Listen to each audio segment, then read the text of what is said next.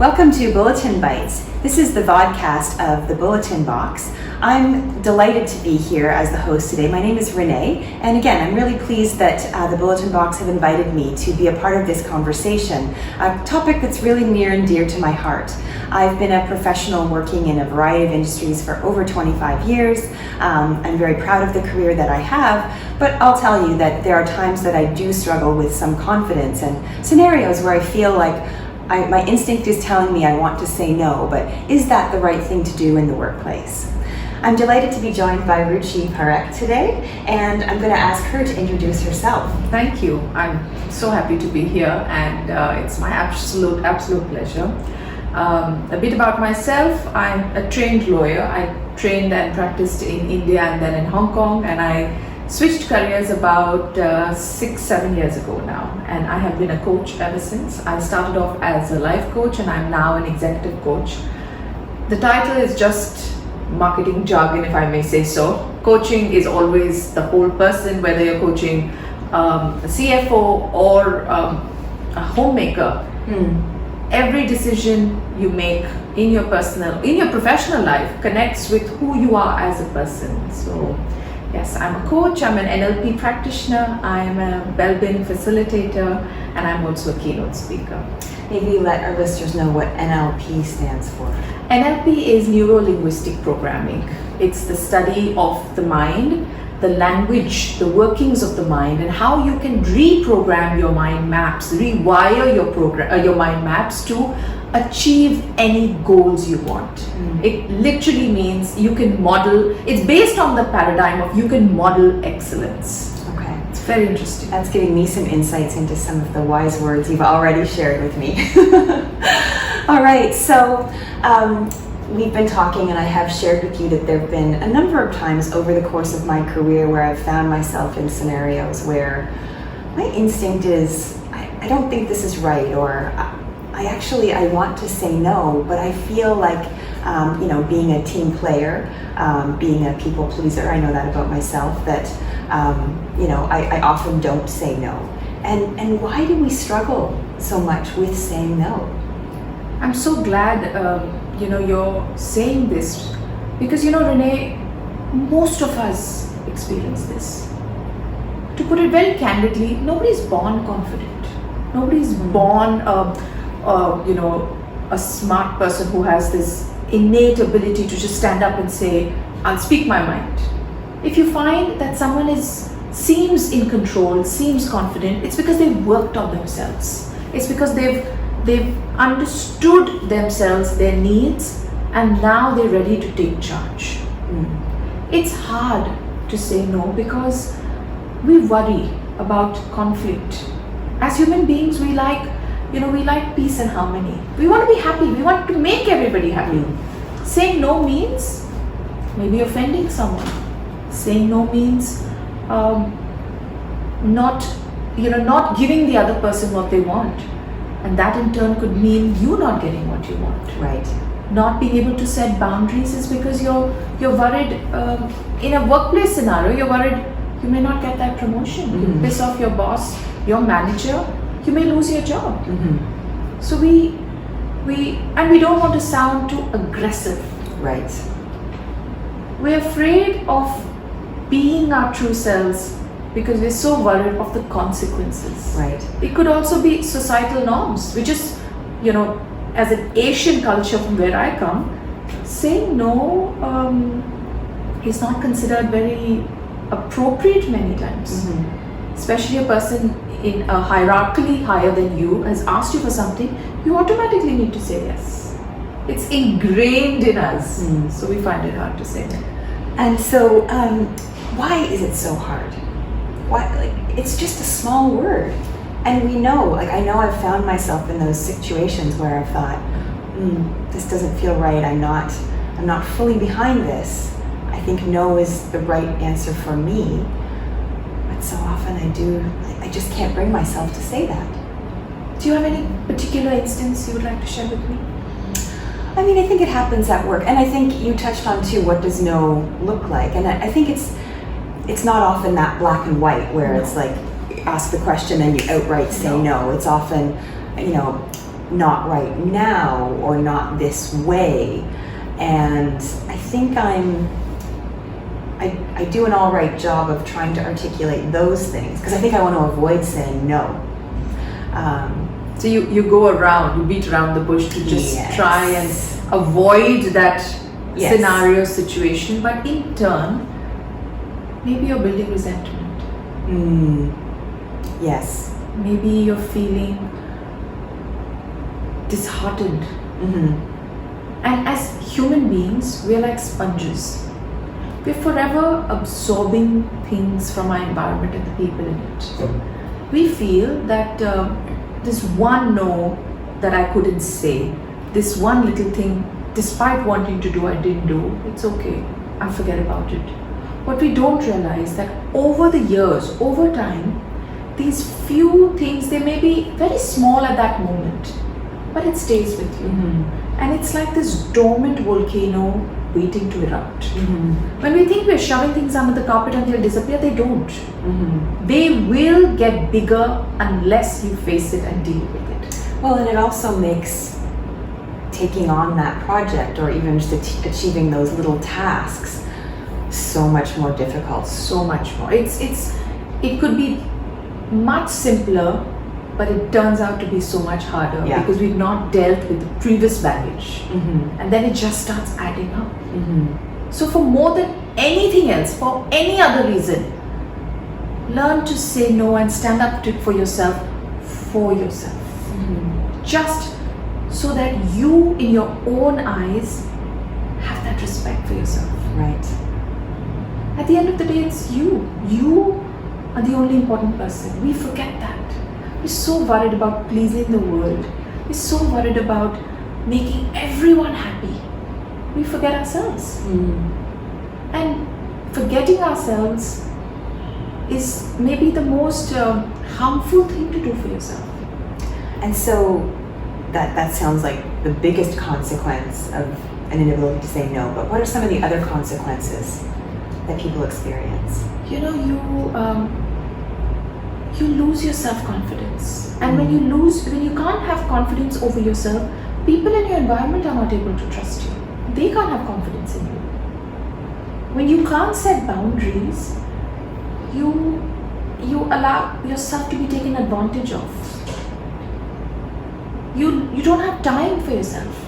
You lose opportunities in your life. If you're constantly saying yes, and you will start your work, your personal life, everything will get affected because you will not be able to have time for the things that are important. You're just saying yes to everything that comes on you, that's thrown at you. You know, you start losing courage. Slowly and surely, you start losing courage. You don't know how to prioritize anymore. Yeah. And you lose sight of your own goals, I think, too. Completely. You get caught up with... You're just caught up with... Then it's all about working on autopilot. You cannot, you can't focus on the things that are important.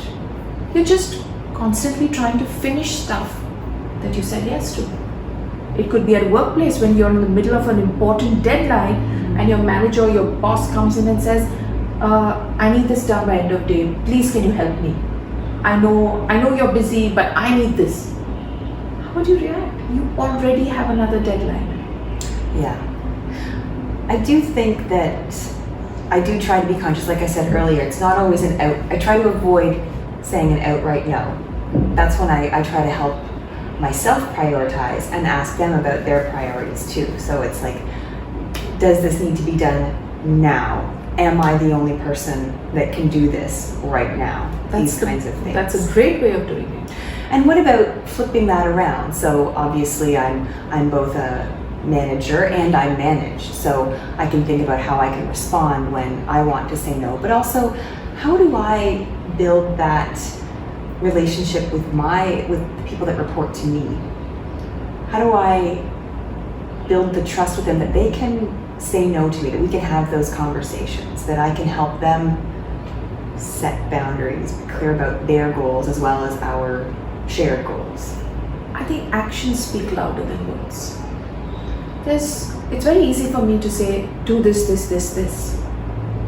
But but your words don't matter if, as a manager, your team member says no to you and you get offended.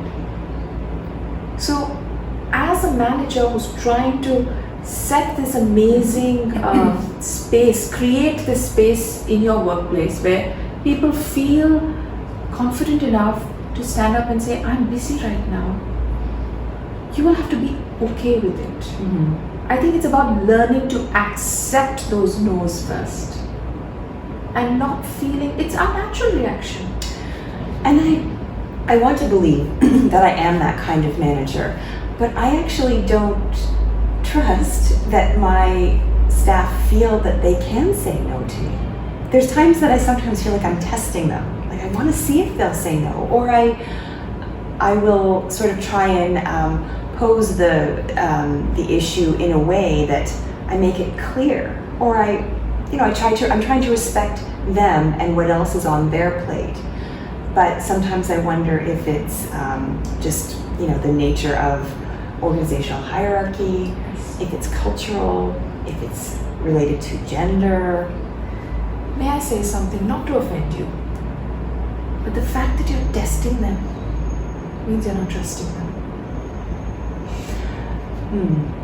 The fact that you have to keep trying it means it's not happening.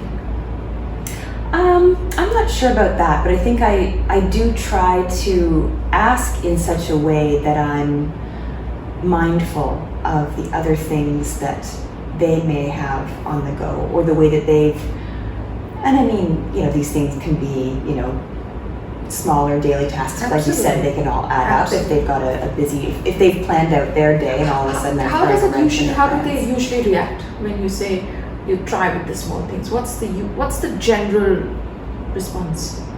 It's usually yes. Okay. But sometimes it's yes, but then I don't necessarily see the action behind it, which makes me think that they didn't have the time, but they said yes. Yeah. What I've also learned over the years, Renee, is communication and dialogue can resolve any, can pull down any barriers. The fact that you want to have this amazing environment, a work culture, you're trying to create this culture that's going to be beneficial for them as much as for you. But if it's not working with us, with these indirect ways, maybe have a sit down and have a dialogue. That let's get into this together. Let's learn together. Let's experiment. Try it as a fun experiment game. And where you tell them that I'm learning as much as you are. I may not respond very well to you saying no to me, but I want you to try anyway. Because that will be my learning. And if I don't respond well, maybe you call me out. But if you do the same, I'll call you out too. Yeah. So everyone's equally vested. It puts both of you on the same footing.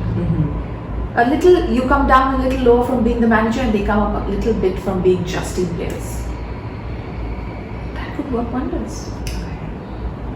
Now, I'm sure I know because we've touched on this a few times, but what are some tips and tricks just that our audience can sort of take away from this?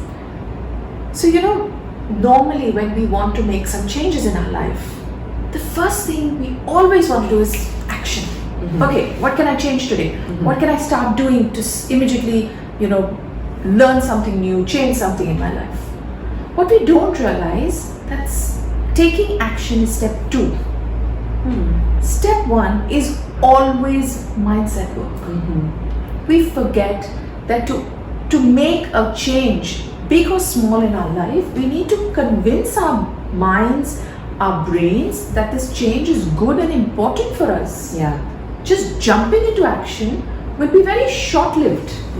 For a long-lasting, consistent change in our life, we need our minds to be in alignment with us. So it's a two-pronged approach. Mindset work and then taking action. Right. So the mindset work, should I start with telling what the mindset work involves? Yeah, and just I was going to add, this is really resonating with me because I was listening to Atomic Habits. I don't know if you've read that No, book I haven't. with James Clear.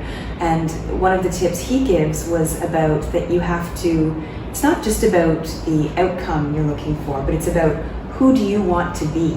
That's the process mindset versus the results-driven mindset. Yeah. I'm actually, the reason it came to me so quickly, I'm doing a whole webinar on this. Growth, fixed and process-driven mindsets, because so many of us are just so fixated on the result. Yeah. We forget that it's the journey that's important. The destination is a mirage. The journey, the way you walk it, the things that happen on that journey, if they are well planned, well focused, the result doesn't matter. Sometimes the result changes and it doesn't affect you because the journey, the process was so fruitful. Yeah. And that is why mindset is so important. Because it's almost like you had a goal, you have a goal, but when you start working towards it, you change. Your aspirations change. The environment, the situation changes. So your goal changes. If you're hell bent on that, achieving just that goal, you miss out on the other amazing stuff that you could have pulled into your life. Right. So, yes, mindset work, process driven, not so much result driven. And how does it work? You need to get clear on what you really want. That's setting a goal. Then understand, is this what I want to do? Yes, if this is what I want to do, make that decision. A very important third step that I believe is very powerful is journaling or writing down all those negative consequences that you are expecting. You know why it's so important? Very often we're not able to proceed in achieving our goals because we get stuck with the barriers and our own limiting beliefs. You know, that jumble of thoughts that this is going to go wrong, that's going to go wrong. And it doesn't allow you The to... what if. The what ifs, Yeah. yes. Try putting it down, writing down every negative consequence you expect to happen. You will notice they start disappearing. Really? That's the power of journaling. Because these negative thoughts, these what ifs, there's no outlet for them. So they just start bubbling into bigger ones. So that's interesting because you hear a lot about, the power of positive thinking or gratitude journals, but I've never heard someone suggest that you document those negative thoughts. You know why? Because you write down, for example, let's take the example, if I'm let's take this. I'm going to have this dialogue with my team member, but she's not as open as me and she may not like me telling her that we're going to make this change in office. It's a thought in your head and she may get offended that I'm going to tell her, or she may, culturally be so different that we will be uncomfortable saying no to me and may just quit her job. So should I tell her? Should I just choose a few? Should I just start with one person? You've got all these thoughts. I'm just throwing it out there. When you start putting it down, Renee, you could actually, and this is because I journal so much, it is so powerful. It's a safe space where when you start writing, you may write, yes, let's call her X. X is culturally different from us.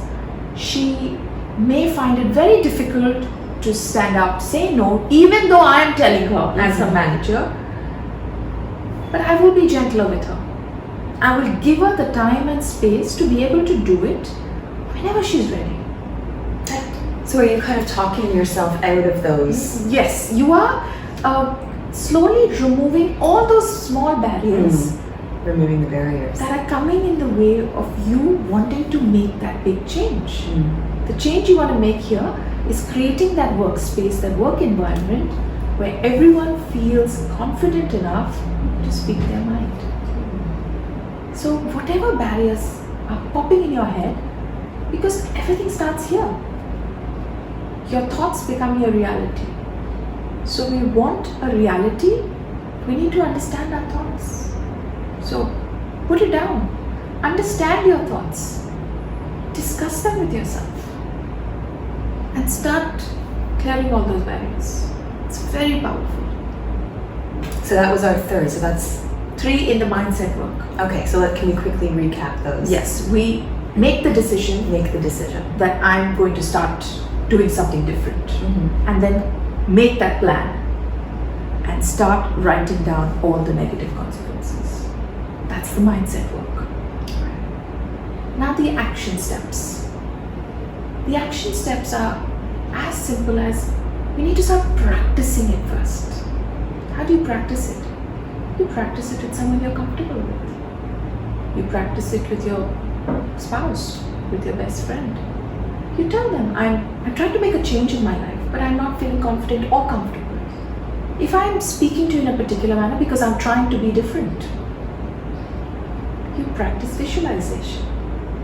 You literally, it's an NLP technique where you sit down, you close your eyes, and you practice in your mind. You play that whole role of being that person who's able to say no, who's able to stand out, who's able to accept someone else saying it. You visualize it. Number 3 is you practice something known as the I message. It's very interesting. Very important difference between assertiveness and aggressiveness is respect. Assertiveness is a communication skill where nobody gets offended. You get your needs met, but you respect the person in front of you and you respect yourself. So how do you do that? That's by doing or using something known as the I message. The I message simply is starting your sentences with I. What that does is it helps you take charge and take responsibility instead of putting the other person on the defensive. I'll give you an example. In a situation where you're having a discussion and you're getting irritated or agitated with someone, instead of when you say you should stop doing that, it immediately puts the other person on the defensive. Right. And the situation could blow out. But on the other hand, if you say, I would like it if you stop doing that, this is affecting me. You notice how you take responsibility for the situation. You're not blaming the person anymore. When you say you should stop that, it almost sounds like a blame. Yeah, accusing. You say, I would like it if you'd stop that because it's affecting me. There's no blame. You're talking about how you're feeling. That slight shift literally moves the sentences and the situation from aggressive language to assertive language. So taking action, practice visualization. Practice with people you are close to and comfortable with. Use the I message. Start setting boundaries.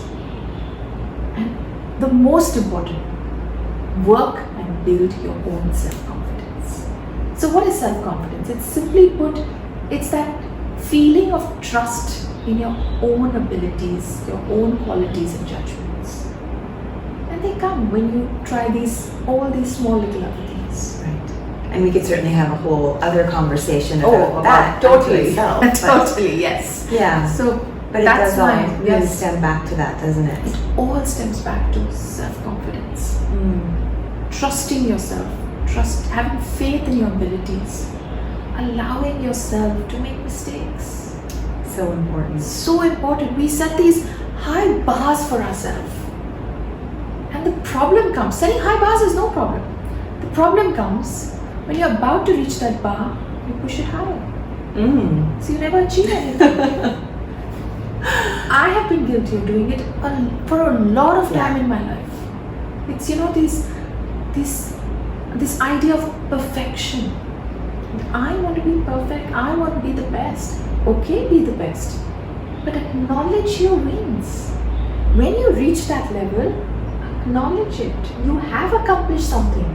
When you push that bar higher, in your mind you've accomplished nothing. And that's why you always have that sense of lack, that sense of I'm not achieving much. I'm a failure. You lose faith in your abilities. Yeah, and I think we need to, like they say, like celebrate those small wins too. Every small win, every small milestone. It gives you the impetus, the push to keep going higher. Right. Well, like I said, I think we could just keep talking for We hours. But this has been so enjoyable. Thank you so much. I know that I've taken a lot from this and things that I'm going to try and apply. I'm so glad. Not just in my professional life, but in my personal life too. It's equally, arguably more important, I think, to set those boundaries. And what you make changes in yourself will have the ripple effect as you as a professional. So definitely start with first, Renee. How is Renee going to be now, today? What is the space Renee is going to create for herself? It's been a pleasure being here. I've really enjoyed it. Thank you so much. Me too. Thank you. Thank you so much for being with us. And again, please do follow the Bulletin Box on all of the social media channels, like and engage with their different platforms, and always be checking back to see the new and upcoming vodcasts and news stories that they have to share with you. Thanks so much. Thank you.